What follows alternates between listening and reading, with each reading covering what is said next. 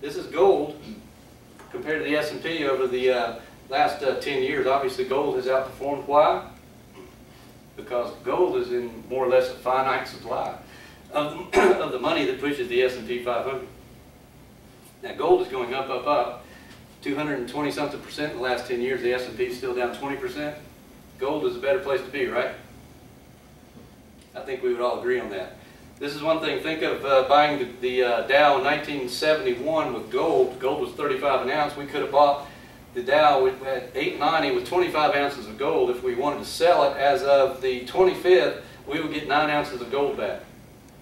Here's another plan of the Federal Reserve. They're trying to steal all your gold, and they're doing it with the ice cream trick. Oh, look at the pretty Dow. It's going up, up, up. Yeah, look at your gold. It's going down, down, down. They're after the gold. Now remember, the biggest thief in history, and it was Franklin Roosevelt in 1933. They outlawed the private ownership of gold. Gold at that time was about 21 bucks a share.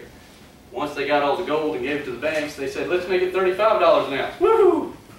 The greatest heist in history takes place. They're getting all your gold.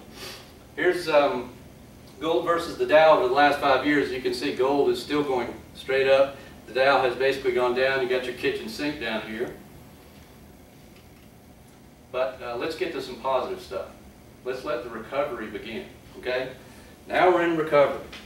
Why? The government says so.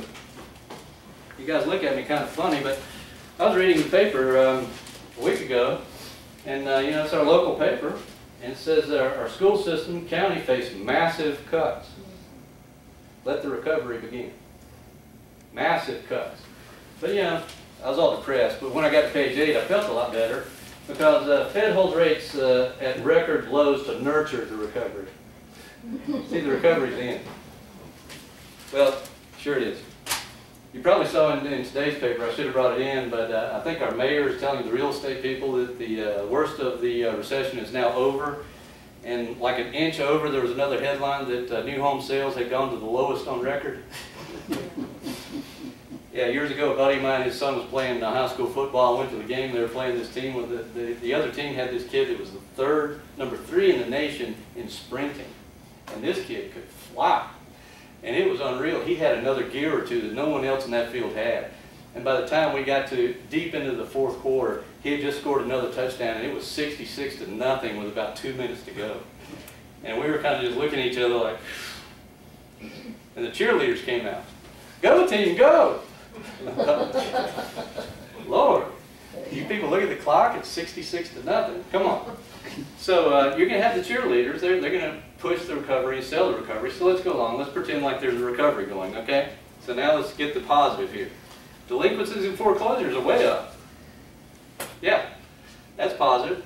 There's going to be a whole lot more mortgage adjustments in later this year and on into 2011. As you know, these mortgage adjustments are the ones that are kicking people out of their house. As Thomas Jefferson said, if you let the banks take over, they'll take everything you got and put you out in the street, first by inflation, then by deflation.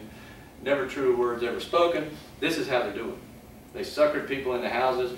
Now they're going to dump them, and there's a lot more foreclosures coming, but it's recovering. New home sales. If you can see this little blip at the end, that's what they call recovery. But as you can see, the new home sales have really dropped off. I won't beat a dead horse on that one. Now, let's look at the states. How are we recovering? Well, we're recovering with debt, and all the states are spending a lot of money they don't have. Here's the important thing I want you to know. This is Illinois. Illinois' deficit is 41%. California's deficit is 56%. Nevada's is 38%. Where are the people that run our country from? Obama's from Illinois. Pelosi's from California. Reid is from Nevada. They're all way in debt. Thanks for destroying your state and coming to our country to do the same to us. That's what they call recovery. They have no clue what's going on. Absolutely no clue what's going on. But as you can see, all the states in the union are spending way more money than they take in, which means they got to get money from you guys in the form of taxes to make up these deficits. Everybody except for North Dakota and Montana. Everybody else is spending way too much money. Even Alaska over here is spending 30% too much money. And now all this healthcare stuff is getting pushed down to the states, and states are going to have to pick up even more Medicare and Medicaid. Guess what's going to happen to all this? Yeah. Well, they're going to be coming for you, and there's going to be an IRS agent out in your front lawn. But here's the budget shortfalls of the states getting worse and worse. Here's the jobs as we begin to recover. This red line right here is our recession. All these other lines are other recessions over the past 100 years and job recovery. As you can see, this one's a little different.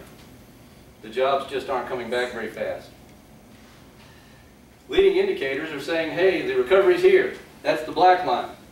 Okay, the red line is real GDP, year-over-year change. And as you can see, over time, they've always stayed together, except for now, because we're cheering on the recovery. Up goes the leading indicators. Of course, you're going to be told the leading indicators are all positive. Recovery's here. Okay? Real GDP is telling you something different, but never mind that. Recovery's here.